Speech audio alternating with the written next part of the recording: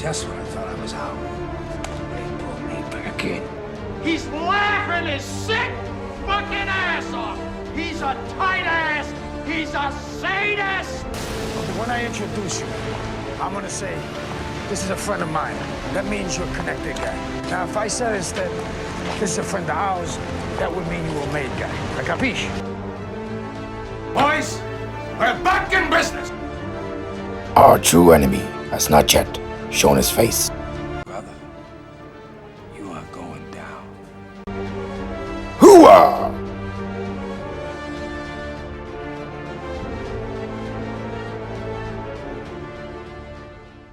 Why'd I get mixed up with that bitch? Because she got a great ass. And you got your head all the way up it.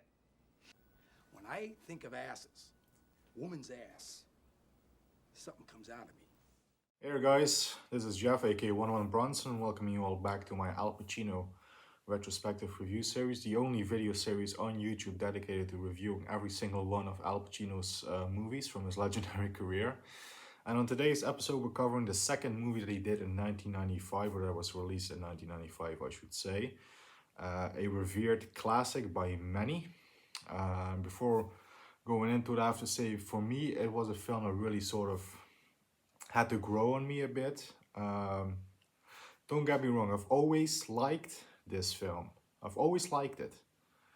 But until sort of like the last 2 years, I would say, I never loved it as much as, you know, other people, I've heard other people say that they do.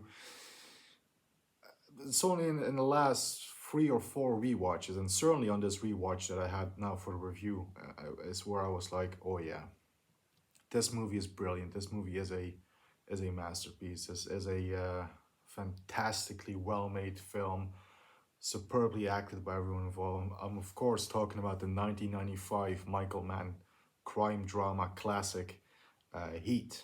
Yes, Heat, starring Al Pacino, Robert De Niro, Val Kilmer, Tom Sizemore, who else is in there? Jon Voight, Ashley Judd, Amy Brenneman, Tom Noonan, Natalie Portman, Ted Levine, Gage, William Fichtner, and Hank Azaria, among others. Now, it's a fantastic cast. I don't even remember now if I mentioned Danny Trejo. Danny Trejo's in it as well, one of early role for Danny Trejo.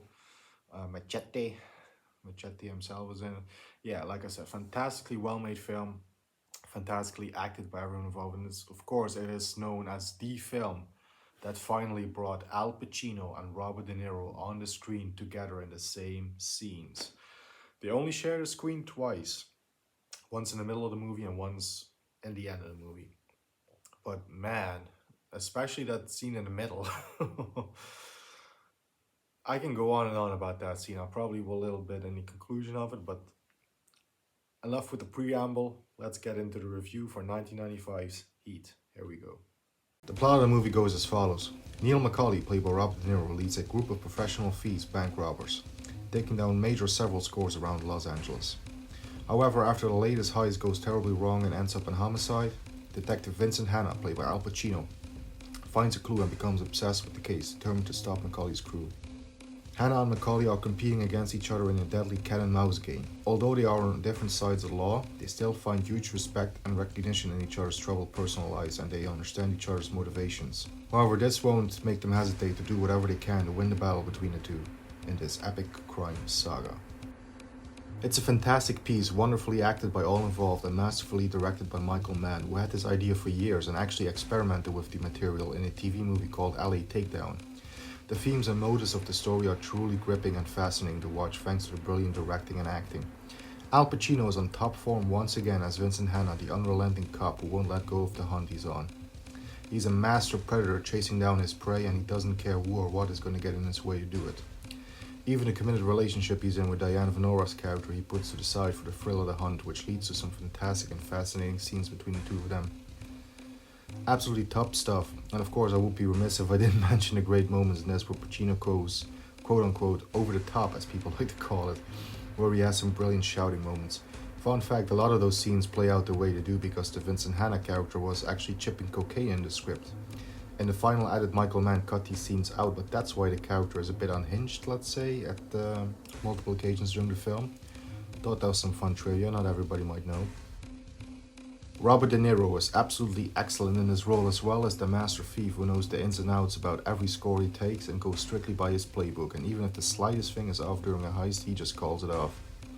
His big motto during the film, which is repeated several times and effectively comes into play during the finale, is never let yourself get attached to anything you can't walk out on in 30 seconds flat if you spot the heat coming around the corner. Now, despite having this mantra, he does actually fall for Amy Brenneman's character in the film, but the absolutely fantastic detail that might get overlooked is during the finale where Pacino chases after De Niro. It is exactly 30 seconds he takes to decide to leave Brenneman behind. Excellent and very effective stuff. This film is very much known, of course, for being the first major film to actually have Pacino and De Niro share a scene for the first time ever. Despite both being in The Godfather 2, they were never able to share scenes there because of the different timelines. But here they share two scenes, one's in the middle and one's at the end of the movie. And it's absolutely masterful, especially the famous coffee shop scene between the two. It's probably my favorite scene in the movie, followed closely by the bank robbery and shootout scene. Quickly regarding that scene, some more trivia. Rather than as movies usually tend to do, dub in gunshot sound effects, they actually used the unset gunshot audio they recorded while filming, as Mann felt it sounded much better than anything they could replicate it with. And it's definitely one of the best and most realistic gunfights ever put to screen forward. Absolutely wonderful. The movie ever since release has been highly influential for plenty of filmmakers, Christopher Nolan being the prime example, and even for video games like the Grand Theft Auto games, which lift major heist sequences from this film and translate them into game form where you pretty much play through those scenes. The film was a huge success upon release, with both audiences and critics alike who praised the filmmaking and performances by all the wonderful actors. On the estimated budget of about $60 million, it ended up making about $187 million worldwide. A huge success and yet another huge highlight in both Al Pacino's and Robert De Niro's legendary careers. Although for me personally, I really needed a couple of viewings of the film to really love and appreciate it as much as it deserves. I always liked the film, don't get me wrong, but in my early teens when I first watched it, I did think it was a bit slow at times and I felt it could have done with a better pacing. I certainly don't have that criticism anymore nowadays, that's for sure, and I truly love and appreciate the film and all its themes, etc. nowadays. A near perfect score for me on this one, 9.5 stars out of 10. A definite recommendation for people that haven't seen it already. If you're a fan of either of the top billed actors, a great heist movie with an interesting story, or a fan of director Micheal Mann, it is definitely, without doubt, well worth seeking out and viewing. And that's that.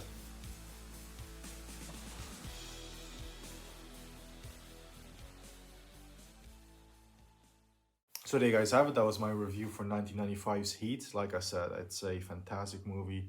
The acting from everyone involved is superb. It's such a A-list, sort of cast list, such a top tier cast, right? It's like, if they were to make this movie today, who would they get in these parts? It's just like one of them films they don't make anymore with these kind of, heavyweight actors. I mean, everybody involved, like I said, is just fantastic.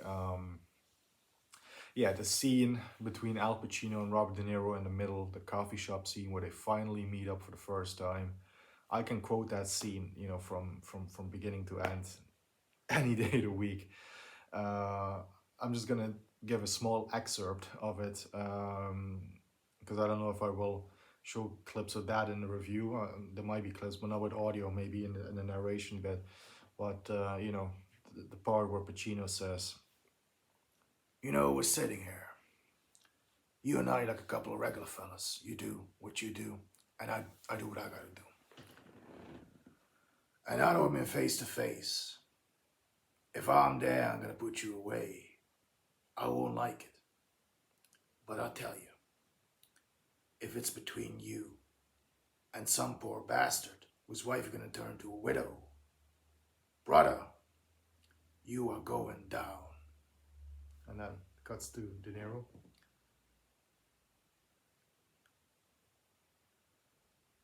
There's a flip side to that coin.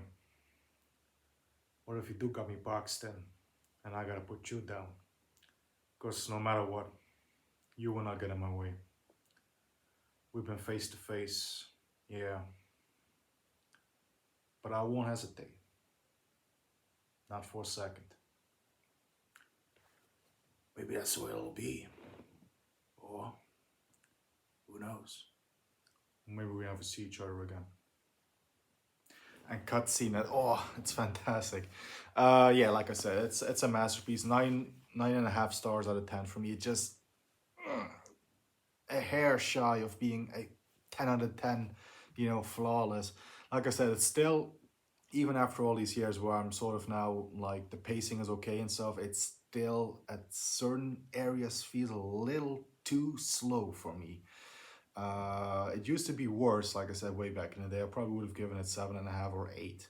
But yeah, 9.5 is a pretty damn good score, and for a really pretty damn good film, It's like I said, when I was like in my teens and I was watching it, the pacing was really like, for me, it's like, come on, get to the shootout, get to the Pacino and the Niro coffee shop scene.